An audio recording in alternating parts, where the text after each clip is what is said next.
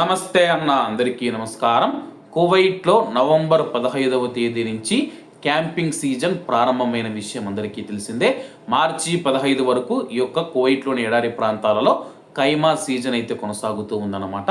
తాజాగా మనం చూసుకుంటే కానీ ఎడారి ప్రాంతాలలో ఇలా కైమా సీజన్, క్యాంపింగ్ సీజన్లో ఎవరైనా ఇలా చేస్తే వాళ్లకు 5,000 దినార్ల వరకు జరిమానా విధిస్తామని చెప్పి అధికారులు హెచ్చరిస్తూ ఉన్నారు.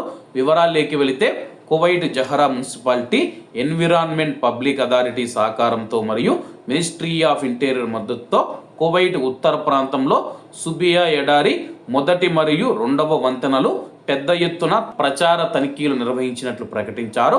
మున్సిపల్ వ్యవహారాల సహాయ మంత్రి మరియు గృహ నిర్మాణ వ్యవహారాల సహాయ మంత్రి అబ్దుల్ లతీఫ్ ఆల్ మిషారీ గారు ఇటీవల సందర్శించిన తర్వాత తనిఖీలు చేశామని చెప్పేసి ఎడారిలో పర్యావరణాన్ని రక్షించడం పైన ఆయన ఆదేశాలు అమలు చేయడంలో భాగంగా ఇది జరిగిందని చెప్పేసి, అలాగే తనిఖీల ఫలితంగా మనం చూసుకుంటే చట్టాలను ఉల్లంఘించిన 10 కైమాలను గుర్తించామని చెప్పేసి, ఈ తనిఖీల వల్ల చట్టవిరుద్ధంగా ఉపయోగించిన డీజిల్ ఇంజన్లతో కూడిన 6 ట్రక్కులను స్వాధీనం చేసుకున్నామని చెప్పి, అనుమతి లేకుండా లేదా నిషేధ ప్రదేశాలలో ఏర్పాటు చేసిన 9 కైమాలను తొలగించామని, లైసెన్సు లేని కియోస్కోలు మరియు కిరాణా దుకాణాలను తొలగించామని చెప్పేసి, కాలానుగుణ అద్దెకు ఉపయోగించే అన్ని భూభాగ వాహనాలను స్వాధీనం చేసుకున్నామని చెప్పి ఆల్ ముతైరీ గారు వివరించారు.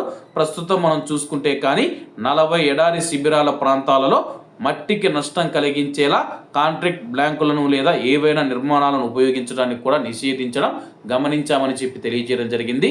ఏదైనా సరే కానీ ఎడారి ప్రాంతాలలో ఎడారిలో పర్యావరణానికి ఎటువంటి ఇబ్బంది కలగకుండా, అలాగే అక్కడ ఏదైనా మనం చెత్త వేయడం కానీ, లేకపోతే పరిసర ప్రాంతాలను అపరిశుభ్రంగా ఉంచడం కానీ, అలాగే ఎడారి క్యాంపింగ్ సీజన్కి అనుమతిస్తే కైమాలు వేసుకోకుండా ఎవరైనా సరే కానీ గోడలు కట్టుకొని పైన రేకులు వేసుకొని ఉందామని చెప్పేసి రకరకాల ఆలోచనలు ఉంటారు.